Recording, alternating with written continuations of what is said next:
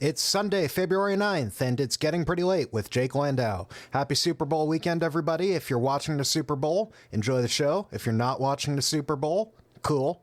And if you're pretending to not watch the Super Bowl because we're supposed to be boycotting the United States, but you're still secretly watching it anyways, your secret is safe with me, and also, shame on you.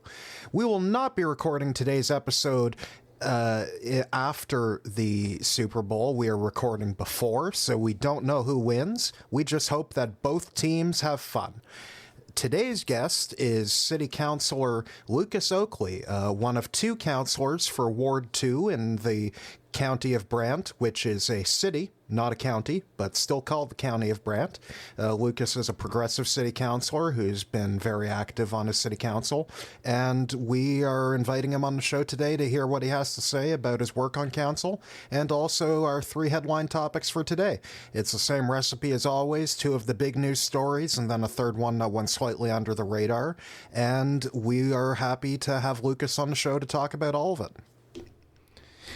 Lukas Oakley, welcome to the program. Hello, how are you? I'm good. How are you doing? Not too bad. I think we'll start off with what I mentioned in the intro. You're one of two councillors for the County of Brant, which, contrary to its name, is a single-tier city, but still called County of Brant. I like when things are fun like that, but that's a little bit different, that system, than other cities and towns in Ontario might have. How does the two-councillor per ward system work in Brant? So it's interesting that it's still because Ford took away the ability to do ranked ballot elections. It's still you mark off your two names on the ballot, and then the people with the top two votes then get elected there. So it's an interesting system. It for me, I'm also a part-time councillor. So I do this in addition to my full-time work, and that's very common in smaller cities in Ontario, where yes. It's rare that cities like Toronto or Ottawa will have people where being a councillor is like a full-time job. Yeah. Yes. Oh, absolutely.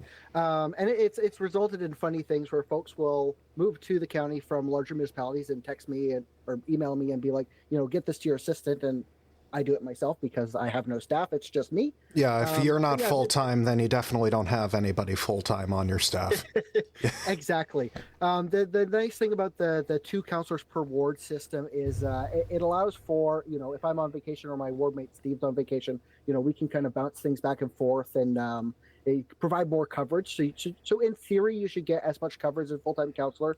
I found in practice, I think there's inefficiencies just by the nature of it being two different people with two different priorities and objectives, but it also does create sort of a wider range of opinions from around the council table, which is awesome. And it also really relies on the ward being a homogenous group, or maybe not really, because you can have two people who come from two different communities in a ward, but then there can be a bit of warring, like you said, because those priorities may not be aligned. Precisely, especially, I represent the north end of Paris, and there's another ward with two councillors for the south end of Paris, and we're a rapidly growing community. And I believe between the 2016 and the 2021 census, I believe it was something like 21% population growth of that span of time. Yeah. And since I've moved here, I mean, it's close to probably like 2.5 times population growth in the time that I've been in Paris, 20 years, which is significant. But it does mean there is certainly a very different demographic and priorities in some of our newer areas versus our older areas, and balancing those priorities is always interesting. It's not as challenging as you might think. I mean, ultimately, people want to see good services for reasonable prices. So it's not as challenging as it might seem, but there is certainly different demographic build makeups in those two different communities. And do you ever see yourself wishing that it was instead 10 wards where the wards were split in half so you could represent a smaller community? No, I actually, if I'm being honest, if there was, if we were able to do ranked ballots, which was something I initially ran on, then realized I couldn't do it, and then had to explain to folks that instead I just advocate for that change. We've yet to see that change, but it'd be nice to have. I actually think. Thankfully, that's a problem that isn't yours that you've caused. That's Yes, a more no, that's not my own fault. that's a provincial edict. But you, I'm sure your championship is appreciated with your constituents. Yeah. Yeah. But I actually would go from taking Paris, where there's 2 wards. I would actually merge it into one and have 4 councillors for it. I think it's not a large enough community. I represent me and my ward mate each represent 5,000 people collectively. I don't think, by the time we get to 2026, the roughly 17,000 people would be poorly represented by having 1 large ward versus 2 smaller wards. It's not that large of a community that you really have that much differentiation, I think. Interesting. And so on a different topic, tell us what's been keeping you busy at council lately. Oh, for sure. So right now we're in the midst of our budget process for 2025. So that's been interesting, exciting, a little frustrating as always with these budget conversations. I feel like I'm beating my head against the wall some days with, for example, this week we had our decision packages. So we go through and decide what additional things we're going to add to the budget. And one of those was last year I had an emergency motion to fund various community services that support those experiencing gender-based violence. A noble cause, a worthy cause for sure. Exactly. To the tune about $250,000, and we would see how it would go for this year.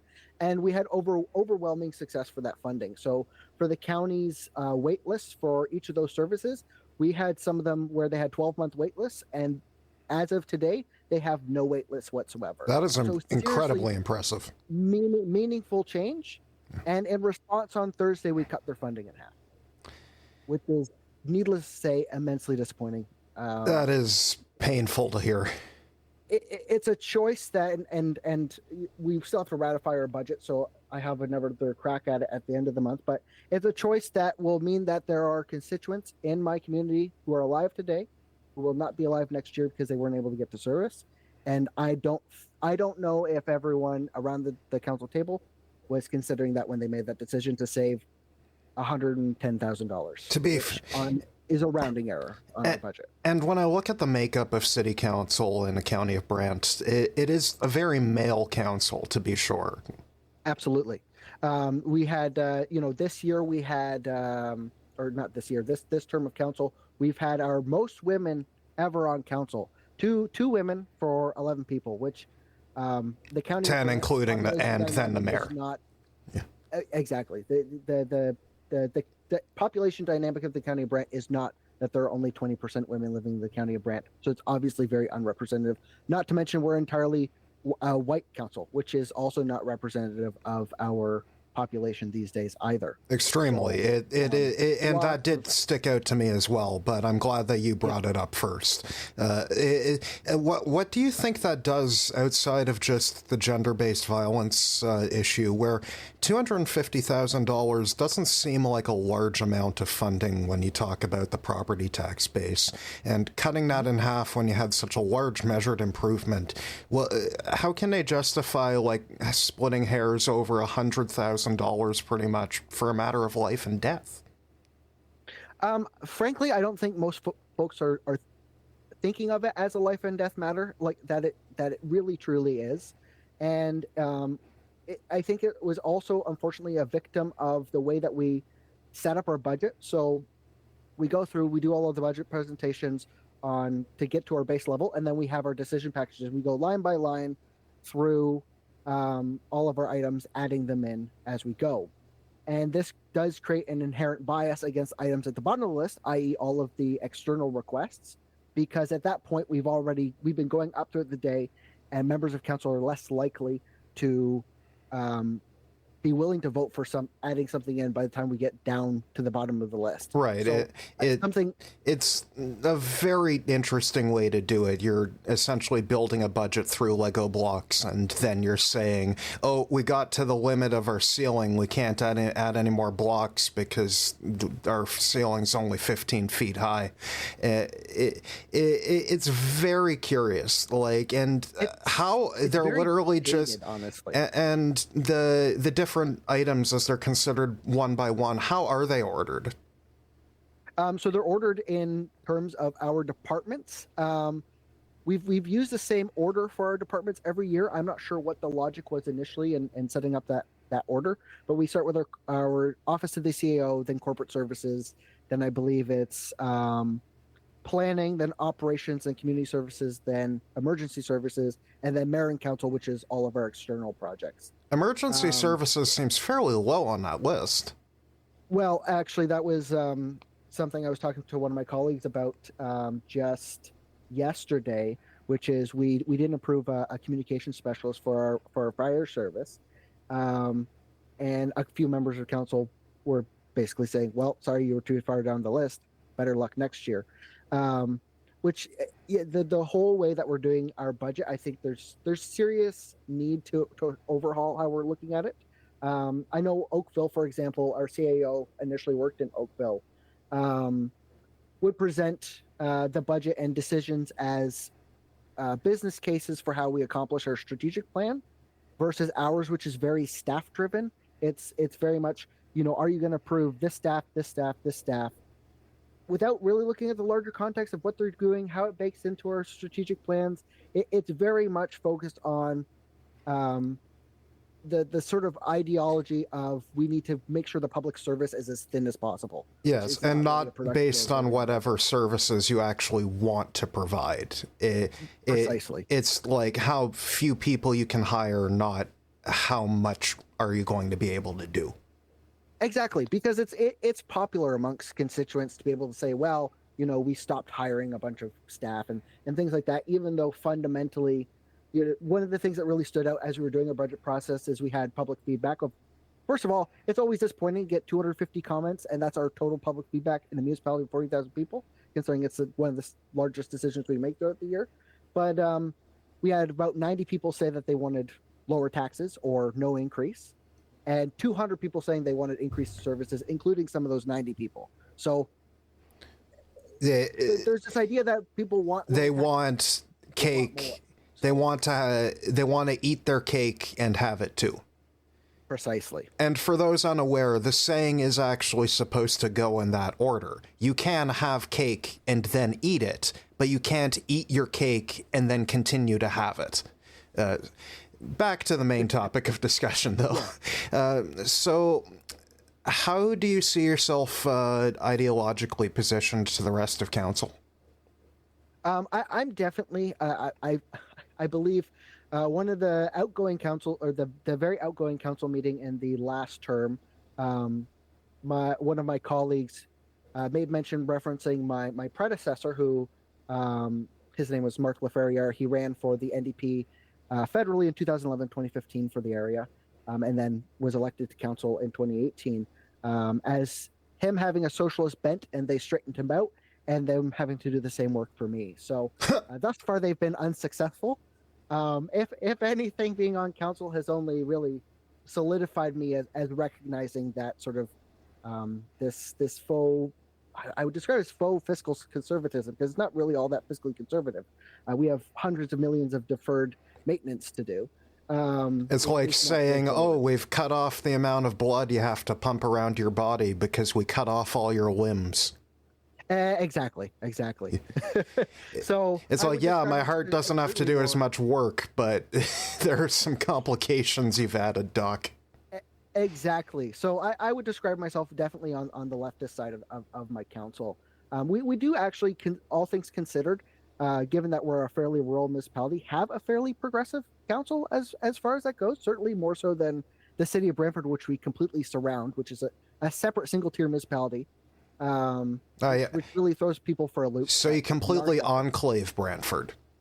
We do, which is why every couple of years, including this January, the city makes overtures about annexing or forcibly amalgamating us, because they run out of land or get ticked off at us and say, well, the easiest solution is we'll just take you over, which is also very poignant given the overtures from south of the border as well. Yes, that'll be an interesting transition into our next topic once we get into today's headline discussions. But what is your top priority for what you want to see out of Brant going into the next 5 years? So my sort of main priorities have really been housing and affordability, government transparency, and environmental protection. So I got into politics initially because I was doom scrolling through realtor websites, and I was just like, either I need to leave the country and just give up, or get involved to make a change. And I went the route of get involved to make a change. Housing wouldn't get cheaper unless you went to council to make it cheaper yourself, pretty much. Yes, initially my start was in door knocking during the 2022 provincial election. I got involved there, and then actually during that I met my predecessor Mark, and he told me all about municipal politics, and said, well, that sounds interesting. It sounds like a way to make some change, especially because we've had lots of growth in the community and not in housing product that we need to see the growth in. We have more $1 million homes, it's still housing that people will move into, housing people need, but we're not seeing the types of housing that people my age or seniors or multi-unit dwellings. Exactly. Most of my peers do not have the ability to. I recently had my 10-year high school reunion. Most of my peers, first of all, don't own a home, but often aren't even able to rent a home. They're still living at home with their parents because they can't even afford rent. So I believe Gen Z has one of the largest proportions in Canada of living with their parents compared to past generations. And it's not by choice. It's simply they don't have the economic means to move out. And you may help your parents pay rent, or you may not, depending on how your culture goes. But it's a better economic deal than trying to strike it out on your own, and that's really not good when you want the next generation to grow and flourish. Oh, absolutely. And there's lots of great benefits to multi-generational homes, multi-generational living, but that also requires, I think, in itself, its own housing product, and a housing product designed towards that style of living as well, with sort of built-in privacy and things like that, as opposed to slapdash retrofitting a traditional, wartime home to try to make it work, right? Right. And would you say that this propensity for sprawl over tall is part of why Brant and Brantford have had these conflicts over potential amalgamation? Because there isn't a willingness to just build up on the land you already own? Oh, absolutely. It's prevalent both in my own council, and I see it in City Brantford as well, as a broad opposition to voting up, or voting for projects to go up. Just, back in November, I believe it was, I was the lone councillor from Paris to vote for 8-story building in Paris. It did eventually go through because the rest of council voted for it, but I was the only Paris councillor to vote for that. Because there was broad opposition to doing it, despite the fact that development was exactly where we said we wanted an official plan. It met all of our strategic plans. It really, like, we do like to frame developers. If it fit the official plan, if it fit the zoning rules, then how did council block it? So it had to have a zoning bylaw amendment because we had a brand new official plan that got approved basically a week after that development came forward. So technically we're still on our old official plan, but because of the way that works, you can use the new official plan there. So it did have to have a zoning bylaw amendment, and that's where council was getting involved. Now, it did go through. I was the deciding vote, so I had a lot of people very unhappy with me from my community. But you also made a good difference. Exactly, because it is a housing product we need, and that was sort of the interesting thing to come out of that conversation is even all the folks who were there saying, we don't want this. This is not what we signed up for when we moved to this community, so on and so forth. All of them were like, we do need this housing. I just don't want it near me, which I understand. Would I be thrilled to live next to an apartment building either? No, but that is the reality of we have to accept if we want a change in affordability, a change in our what's available. It does mean we have to accept that comes with changes. You, like you just said, you can't eat your cake and have it too. You can't have it both ways, which is where I think we got with our official plan too. Because when we approved that, everyone was like, "Rah rah rah! We're going to make this change. We're going to have more apartments. We're going to have more multiplexes. We're going to do all that." And then they had to see it. Then it became real, and it's not just a theoretical apartment building that's somewhere in town. It's now a real apartment building that's beside me. And what I find funny is that the whole ideology of NIMBY, not in my backyard, it's not even accurate because it's not their backyard. They have their own backyard and their own... They get to decide what they do with their home. They don't get to decide what we do with our homes. If I want my land to be a multi-unit dwelling so that I can live there and then I can rent out a few of the rooms to other people who might need it, and that helps me pay off my mortgage and that gives some people an affordable place to stay, that seems like a win-win arrangement that we kind of want to be encouraging, and I don't see why my neighbor would have any business in what I do with that. I would tend to agree with you there. It's and don't get me wrong for people who are listening, people who may be my constituents, people who may have been opposed to it. I get that change is uncomfortable. It inherently is, and I understand people's reluctance to just go along with that change.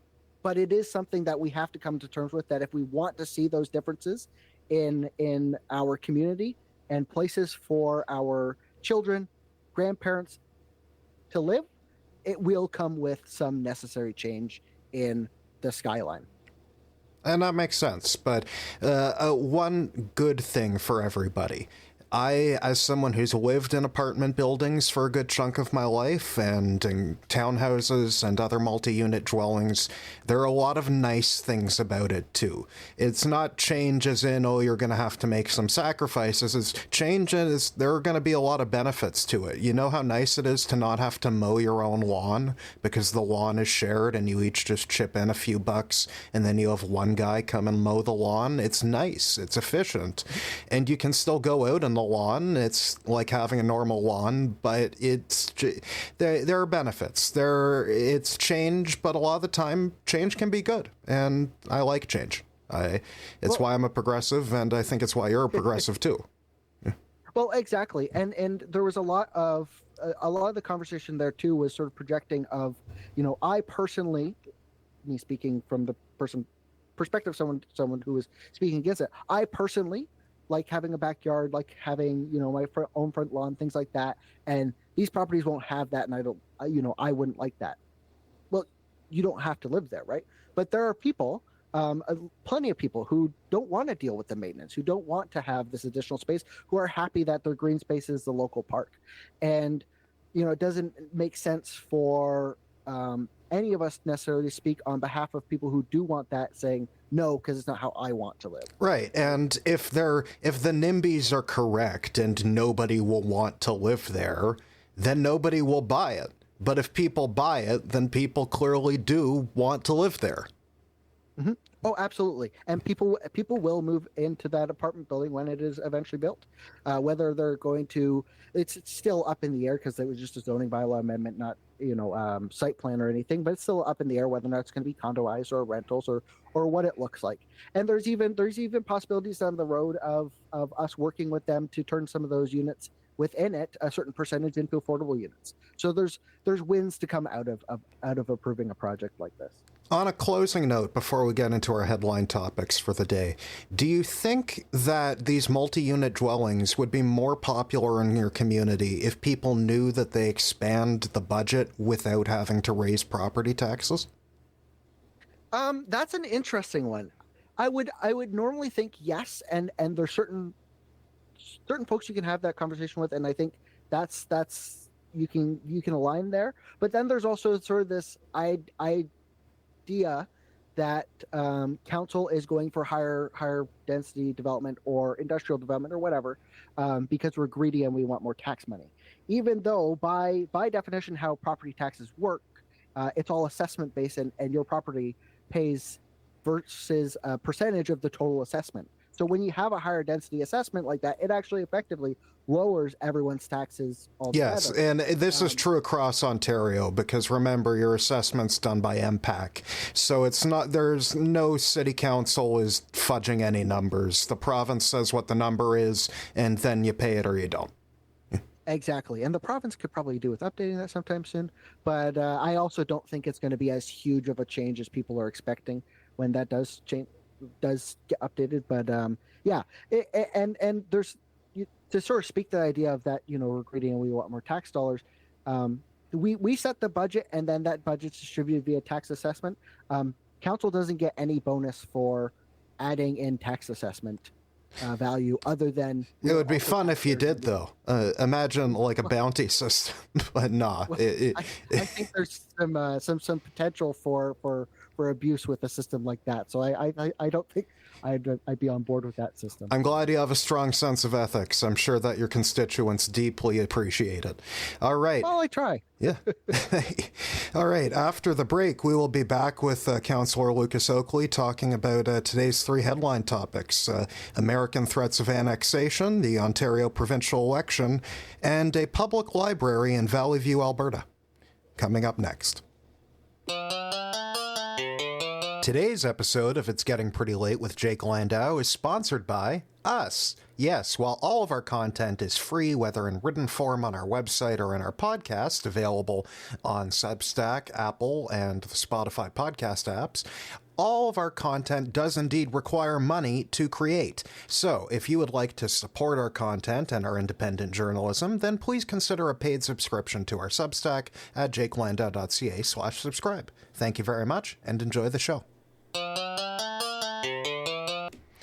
And we are back from the break with today's guest, Councillor Lukas Oakley from the city of the County of Brant. And today we have our 3 headline topics. Our first headline topic is American threats of annexation, which our Prime Minister apparently believes are quite real, even if he won't say it directly to the public. Lukas, what are your thoughts on American threats to conquer our country? Well, I can't say that I'm thrilled, and I certainly will not be looking forward to becoming the 51st state. It would be absolutely devastating for our country in ways I don't think people fully appreciate, especially like our healthcare system alone. Do you think people fully appreciate the fact that these threats are even real? I think increasingly. Still not to a serious degree, but I would say people are increasingly feeling that way. So, I mean, I'm sure you've also seen all the various sports games with the American anthem getting booed in Canadian stadiums. And it's funny because I've seen a few conservative commentators claim that that's apparently going too far.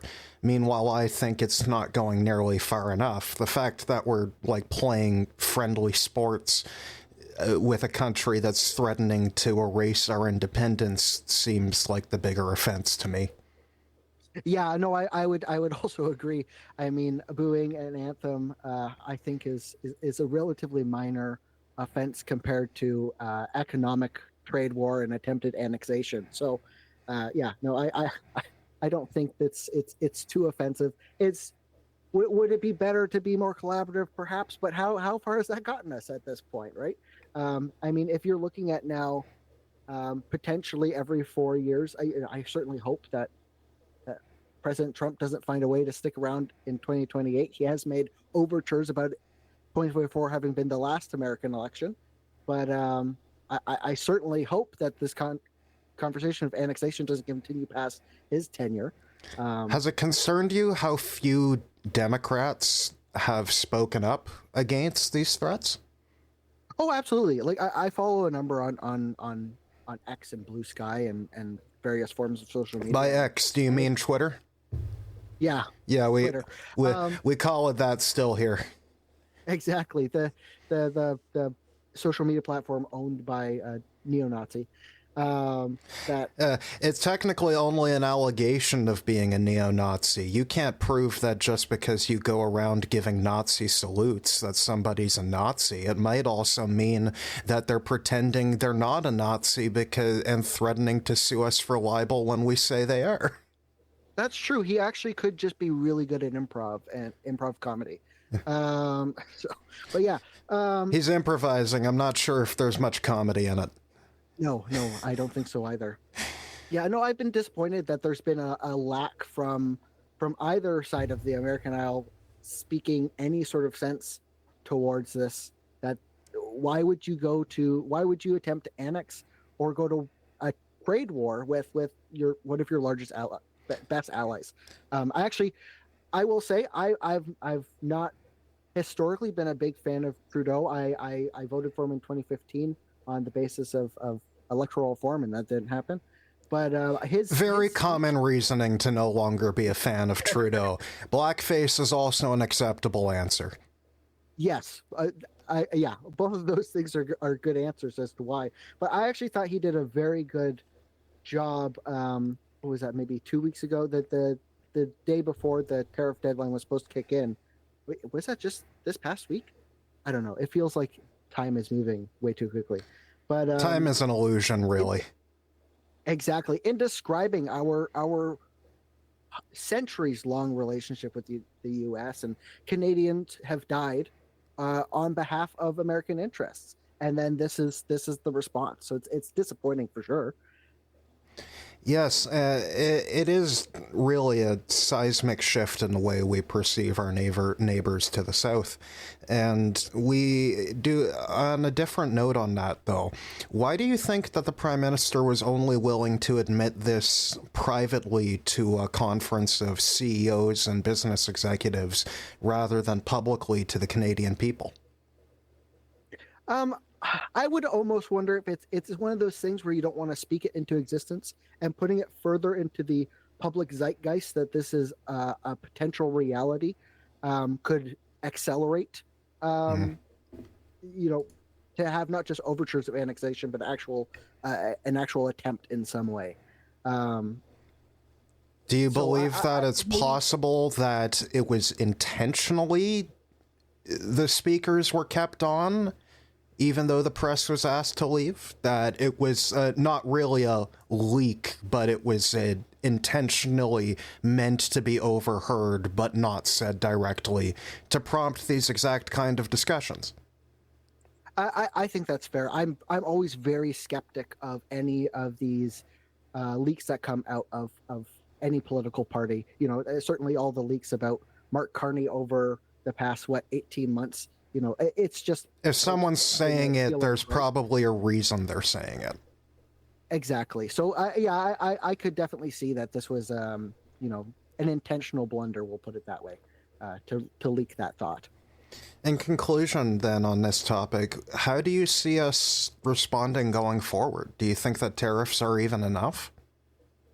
I honestly think what it means is we have to fundamentally recognize that the U.S. is not the ally it once was. I mean, if Or an there was ally at all? one, well, exactly. They elected Trump once. That could have been a fluke. Now it's a pattern. So fundamentally, the U.S. is an unreliable ally, if an ally at all, like you said. So we need to build stronger relations with the EU, with our other Commonwealth countries.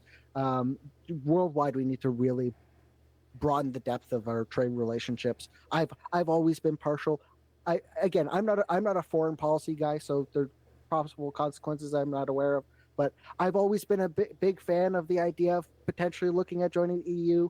I think that would be great. I'm sure there's a lot to that conversation. I've always been sympathetic to closer ties with the European Union. I admire their federalism, and especially the fact that you have the right to leave kind of makes it not a threat to Canadian sovereignty or Canadian identity. There's a very clear process with a precedent that you are allowed to leave peacefully.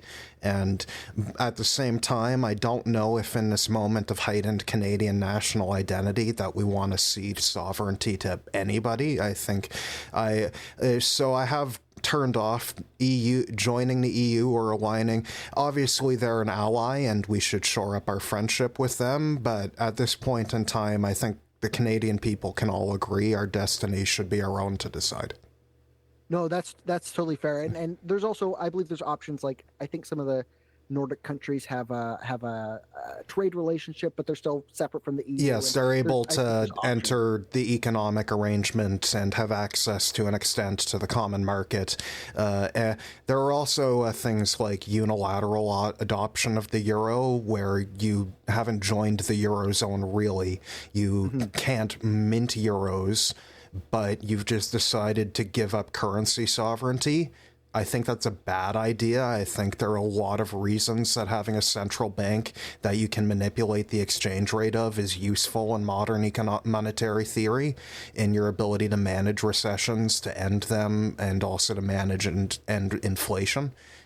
So it's not something I would particularly be interested in. If we were to join the Eurozone, there would have to be a very good argument for it that I don't believe there is at the current point in time.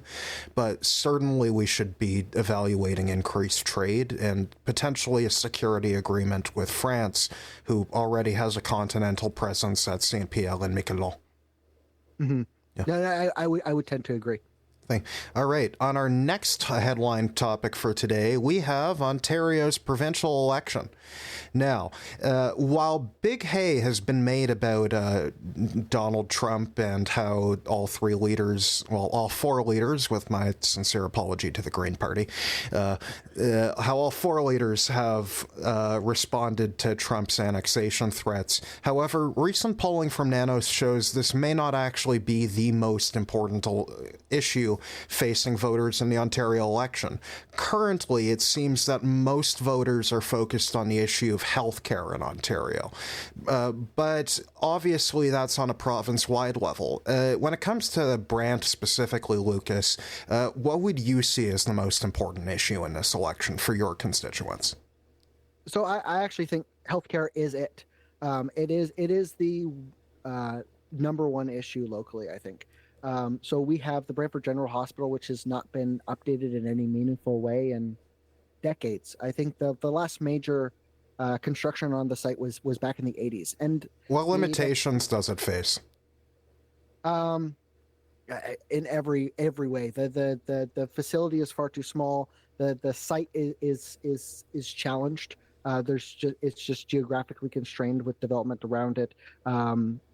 The building itself is falling apart. I had I don't know whether or not I would call it a pleasure. I was glad to be invited, but I was able to go visit the hospital and look into its lower reaches, and it's frightening. So back in the 80s, they put all of their utilities in this tunnel. That tunnel collapsed last year. So the hospital currently is running on, I believe it's propane generators to the tune of good Lord, a month. $500,000 a month. $500,000 a month. Yeah, it is extortionate. How long have they been running on propane generators for? It would have at least been last March. It might have been longer. So almost a year now. That at $500,000 a month, that would be $6 million per year. That took way too long. That should have been very obviously $6 million, because it's 12 divided by 2. But we're having a long day here, and yep. But yeah, that's a lot of money to literally be burning. Yeah, exactly. So we've needed a new hospital for 20 some odd years, and obviously the Ford government got elected partially on a platform of we're ending hallway medicine, but that hasn't manifested. Fundamentally, the would you say the Ford government policy is that there's no hallway medicine if they close all the hallways? Well, that I suppose is a way of ending hallway medicine. I just don't know if it's the outcome we want. But yeah, we've also ended medicine too. Yes, exactly. The hospital itself, it received a planning grant during the 2022 election from the Ford government. So we've been in the planning phase now for close to 3 years, and no meaningful move towards when shovels will be in the ground. There's lots of behind the scenes work that's been going on with both municipalities who are tied to this hospital, both County of Brant and City of Brantford, but healthcare is that major issue. Folks are aware that the hospital is insufficient. There was a Hamilton Spectator article maybe back in June, referencing a County of Brant resident who arrived at the hospital and died waiting for care. And That's from what I obscene. hear, that it's not an uncommon story across the province right now. There's in more rural communities, ERs being closed. So I think it is a major issue in Brantford Brant right now for this election. And we'll see what the parties come out with. I don't believe there's been any specific Brant announcements from any of the four candidates right now. So we'll see. What is your relationship like with the current member of provincial parliament? So interestingly enough, I actually have a fairly good relationship with MPP Bauma. We obviously disagree politically on quite a lot, but we find ways to make it work. So I'm a member of our government relations committee, and that was formed back at the end of 2023 to really. The County of Brant had really struggled with its relationship with both the province and the federal government, working to sort of repair that relationship. So I work fairly well with him. I get along with him fairly well.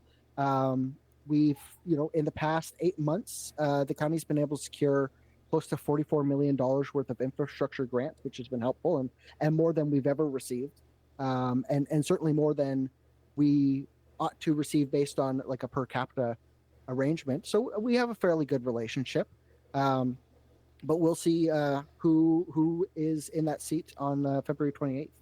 And yes, and on that note, have you provided support to any of the candidates in this election, or have you remained neutral? I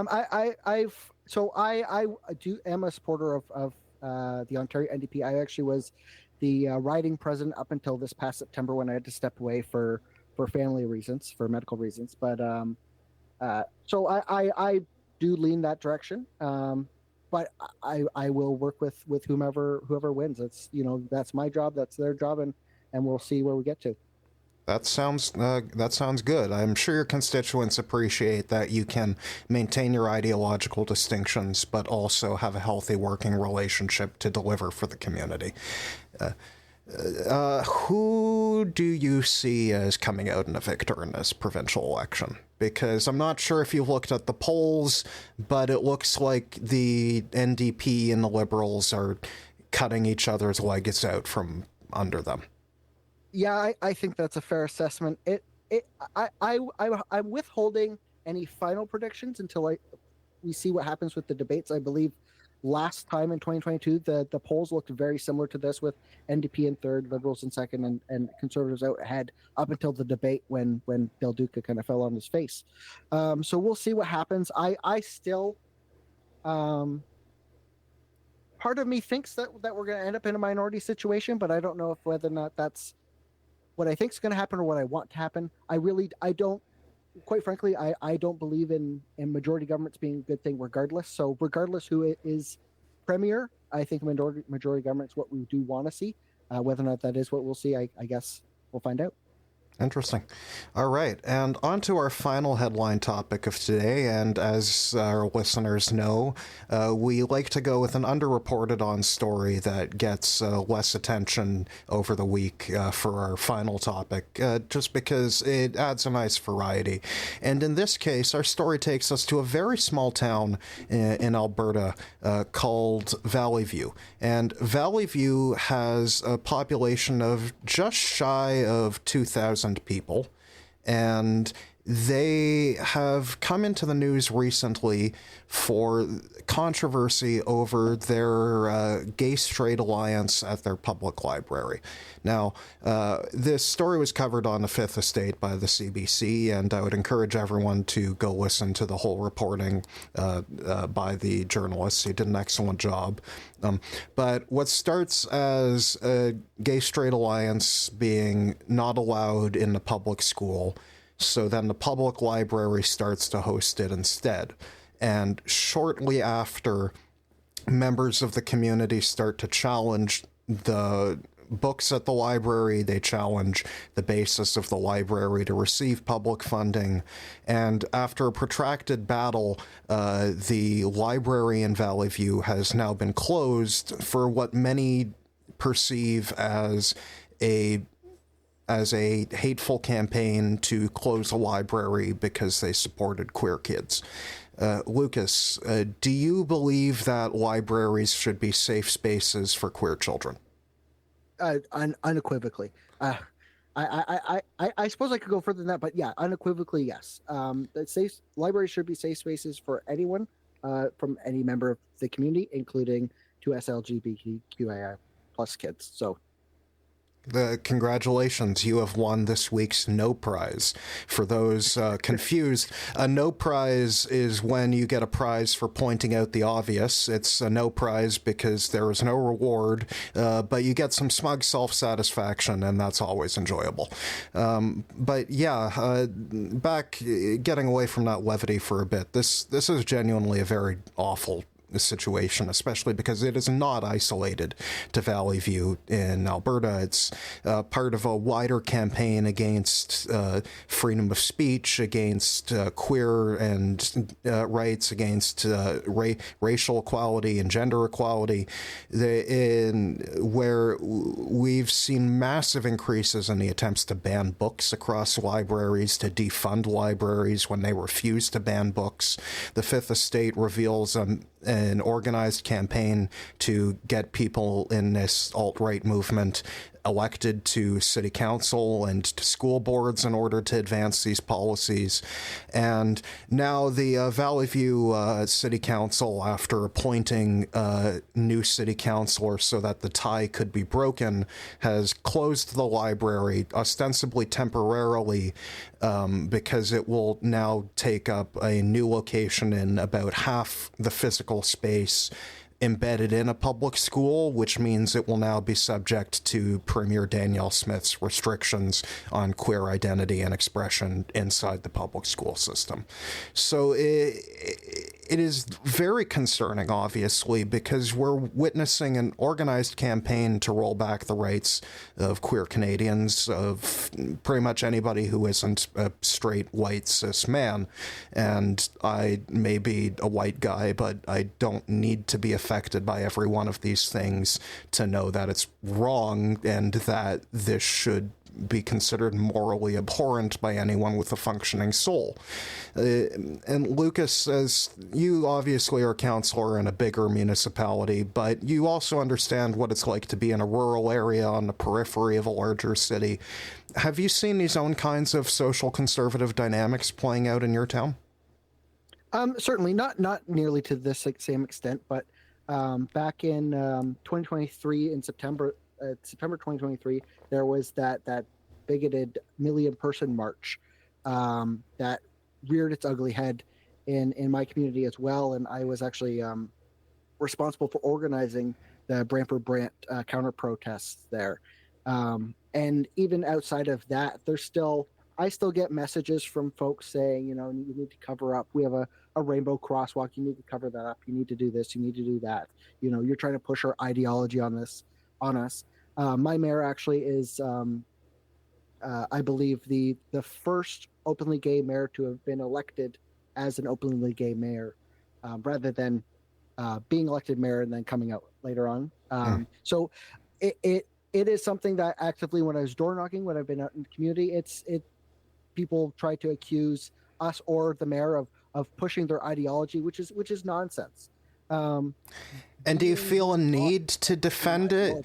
Or do you just discard these obviously bad faith criticism out of hand? I push back, and I don't take it seriously at all. But I push back on it because you can't allow it. You can't allow people to be hateful with no repercussion. We have freedom of speech, not freedom of consequences from being hateful. So the 17-year-old who's featured in the piece, their name is in the Fifth Estate piece, but I'm not going to mention it because I know people will be terrible to them. They've talked about how they probably, once they become an adult, they don't want to stay in Valley View much longer. And that's not how they felt at the start, and that really does break my heart, because I can't imagine what kids are going through nowadays, thinking that we were seeing progress, that things were getting better, and it's just being ripped away from them. Mm-hmm. And luckily here in the county, I think we're actually making very good progress. This year we had the county has always done its Pride events kind of alongside Brantford with Brantford Pride, which is an organization based out of Brantford. But this was actually the first year that we had an organization that found itself called Brant Pride, and they actually had 5 months of Pride activities, all starting in May all the way through September.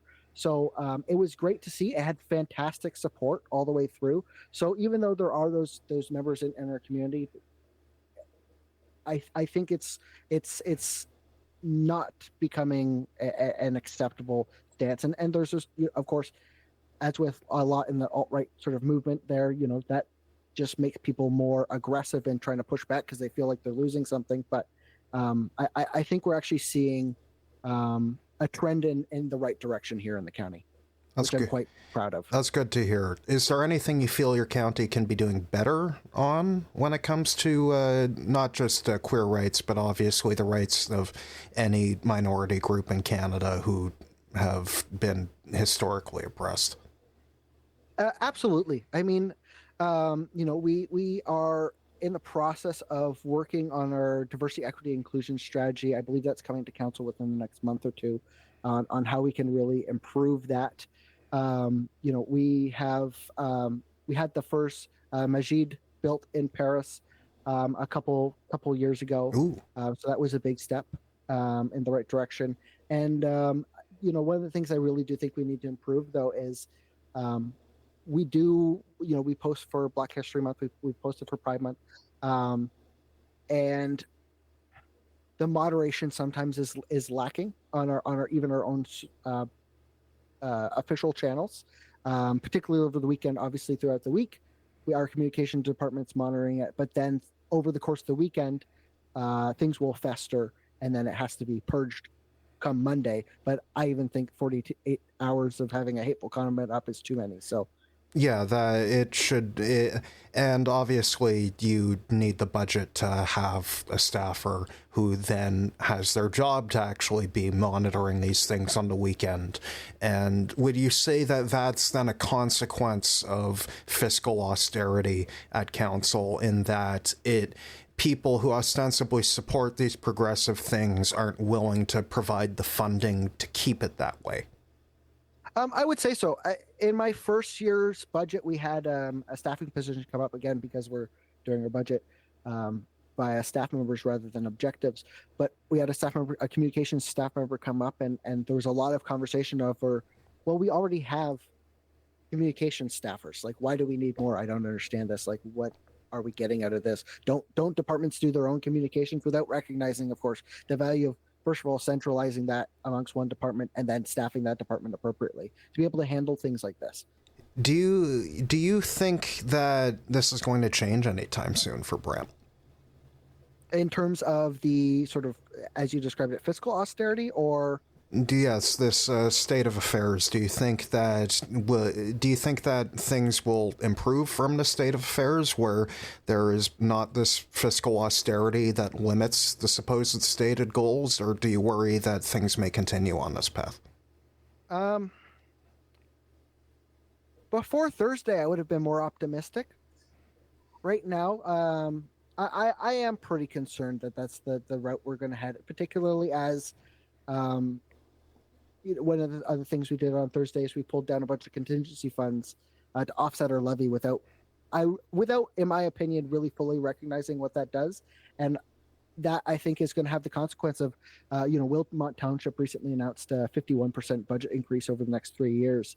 And once we get to that point where we've pushed things off for so long, the needs to have, as folks would point out, infrastructure, yada yada, that's going to result in an even harder crackdown on these programs that I think fairly council will point out are not the jurisdiction of municipal government, like supporting various members of our community through these types of programs, but are programs that I would argue we have the ability to fund, and thus we have the moral obligation to fund, even if the province is failing to do it. Exactly. And do you think that there's sometimes an impulse to, not just in Brant, but in municipalities across the province, to say, oh, it should be the province's job, oh, it should be the federal government's job, we shouldn't be responsible for paying for this, almost in a hope that if they rabble-rouse enough, their constituents will believe them and it will become a political issue and they won't have to change their funding formula? Oh, absolutely. I mean, politics at this point seems to be just that Spider-Man meme of us all pointing at each other, saying, "No, it's their fault. They need to pay for it." But tragically accurate. The reality of the matter is, while we are playing politics with saying, you need to pay for this, you need to pay for that, whether we're right or wrong, the real actual consequences is our own constituents suffering due to lack of some service, because we've chosen to say, well, it's the province's job, so we're not going to do it. It's the federal government job, so we're not going to do it. And we can't afford to do it because property taxes are regressive, yada, yada, yada. All of which is true. But at the end of the day, the person who does not have a home because we chose to, rather than build the affordable housing units we signed an agreement to do, because we decide not to do that, that person who is on the street now doesn't really give a damn. They don't care whose fault it is. They care that they're homeless and going to freeze over the winter. Yeah. Exactly. Someone is going to call to try to take down their tent because they're doing their best, rather than dealing with it. And then they'll lose what few possessions they've managed to keep. They'll lose, like, letters from their grandmother. They'll lose their cell phone. And they'll spiral further. Precisely. Yeah. Bringing things back full center to the original story, the library in Valley View. I know in Brant there was also a recent story about the approval of a library in your own community for different reasons than, but I was wondering if you could explain a bit more about that. Absolutely. So we had a library project that 2 weeks ago at our council meeting we turned down as council. So it was a combined central library project and a historic restoration project. So it was going to be within the Bucket Center, which is actually the first example of neo-Gothic architecture in Canada. It actually predates the Parliament buildings by 3 or 4 years. And the library was going to go in that building. What it died on was the parking. So throughout the project, parking was identified as a potential issue, and the architect, either the architect, project manager, who it was specifically, it's not too important. It was meant to come back to council at some point for approval for whatever parking solution they were going to come up with. This didn't happen, so the parking approval came at the same day that we had the tenders back. This then created the issue of council decided it didn't like having the reduced parking. The building itself would have required 90 as per our bylaw. We only had 27 spots on site. Now there are about 250 parking spaces within walking distance, but council decided they didn't like it. And how walkable is the neighborhood the library is located in? I would describe it as very walkable. It's in the older part of town, which was designed before everyone had a personal vehicle. So I would describe it as walkable. It's a 5-minute walk, albeit up a hill from the municipal lots in downtown Paris. There's a parking lot across one of the bridges at another municipal owned building. And for as long as I've lived in Paris, and I think for roughly 175 years, there's 2 churches within the neighborhood that have also exclusively operated using street parking. Only recently did one of them build a parking lot. So I would describe this as a neighborhood that would be walkable and support that. So I found it disappointing that we killed it on the parking there, particularly because, don't get me wrong, I love the project, love the library, but there were legitimate concerns with the actual project itself had we gotten to that debate. In my time on council, it went from being a $15 million project to a $25 million project to a $41 million project. there's fair concerns there on whether or not, at this time we can afford it. Do you Now, think either some which of way- that is just inflation due to delaying the decision?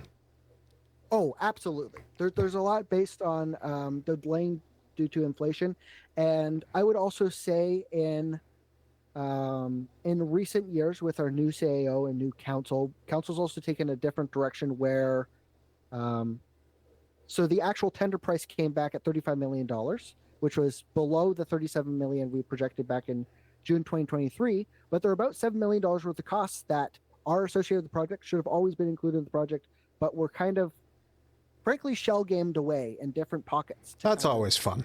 Not attach it to the project to make it easier to pass the project. And there's been shifts over the past couple of years, which I support because I believe people should be making informed decisions, to make sure that with all these projects, we actually have all the information. We actually know what we're spending.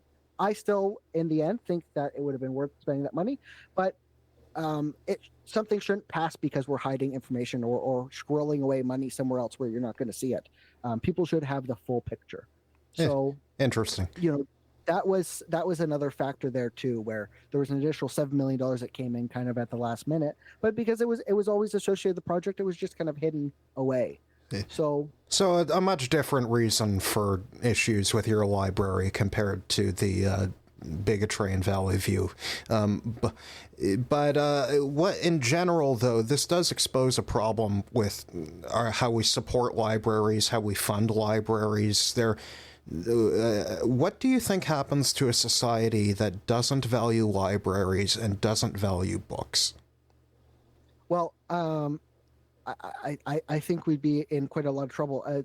We briefly were before talking, kind of at least touched briefly on the issue of homelessness, and that this is we're now at today in a society today where I very distinctly remember when I was 16, I was going to apply for a job, and my father told me, just take a resume, walk in and hand it to them and shake their hand and you'll get a job. And I walked into the local Indigo and they told me, we don't take resumes. So that wasn't even true when my dad was my age. No, but we're at the point now where an internet access is required, and libraries are one of these places where people who don't otherwise have access to internet are able to access that. In a way, the computers there matter more than the books because they allow you to access a digital society. Exactly, and there's the books too, but there's also, we have programming for kids, for teenagers, for adults, for seniors, and so one of the issues we have when we cut programs like that, or we don't have enough programs like that, because right now our county actually is really underfunded in terms of sort of that young adult teen programming. The only availability is within the library. We've had issues lately where the local rail yard has had arson issues, because when kids are bored, they get destructive. So if you have programming and enough programming to keep them busy, then you don't have issues like that. And so there's a whole wide range of issues. Fund libraries or kids will get violent is an interesting slogan. Yeah, I don't know if that's a slogan. I'm not opposed. I'm open to the idea, but it keeps people busy, and there's I think, I have had lots of constituents over the course of this library debacle over the past 2 years about it being a 40 million library and is it what we need, yada yada. Folks saying, people don't need to use libraries anymore. You have ebooks, so on and so forth. But I think it misses the larger picture of what those facilities serve, even if only for, as in the story you shared, a safe place for people who don't have another place to be. We have a serious lacking of so-called third places. Somewhere that's not home, somewhere that's not work, and you don't have to pay to be there. And the library is a perfect example of people that. where you're allowed to exist outside of the market, outside of capital. Exactly. And I was reading this great book that a friend of mine got me. My good friend who got me into politics, first year university as we were roommates. Palaces for the People, and it talked all about how I believe there was a deep freeze or some sort of natural disaster in, I believe it was Buffalo, And communities that had more of these facilities, more libraries, more third places, there was a lot lower death rate in a natural disaster because it builds community. So they're also community hubs. Human beings need each other, and that's Exactly. part of what we elect people like you for. Hopefully. All right. Lukas Oakley, thank you so much for coming on the program today. It has been an absolute pleasure. Thank you for having me. That's our show for this week. Thank you so much for listening. Make sure to subscribe at jakelandau.ca/podcast to make sure you catch the next episode, and I hope you have a pleasant rest of your week ruminating over all the awful things we talked about. Cheers.